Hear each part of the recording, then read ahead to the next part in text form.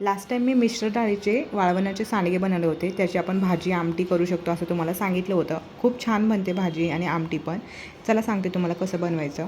तर कढईमध्ये तेल ओतायचं. ह्या भाजीसाठी आपल्याला थोडंसं 1 चमचा तेल जास्त लागतं. म्हणजे छान चमचमीत दिसावी आणि छान लागावी म्हणून. आता मी 2 मोठे चमचे ना इथं कांदा कापून घेतला होता. त्याच्या आधी मी जिरं टाकलं आणि जिरं छान तडतडलं ना त्यामध्ये मग कांदा टाकला. कांदा टाकल्यानंतर कढीपत्त्याची पानं टाकायची आणि छान कांदा ना गुलाबी रंगावर येईपर्यंत परतवून घ्यायचा.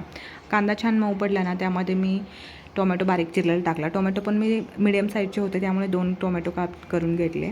तुम्ही एकही घालू शकता. तुम्हाला जर का जास्त आंबट असं भाजी आवडत नसेल तर चवीपुरतं मीठ टाकायचं आणि एक 5 मिनिटांना झाकून ठेवायचं.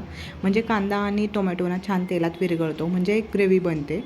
तर मला टाईम नव्हता त्यामुळे मी सतत हलवत बसले आणि त्यानंतर मग चवीपुरतं जेवढं तुम्हाला तिखट लागतं तेवढं तिखट, कारण ऑलरेडी सांडग्यांमध्ये थोडं तिखट असतं त्यामुळे मी 2 चमचे तिखट टाकलं, थोडंसं धने पावडर टाकलं, हळद टाकली आणि छान मिक्स करून घेतलं.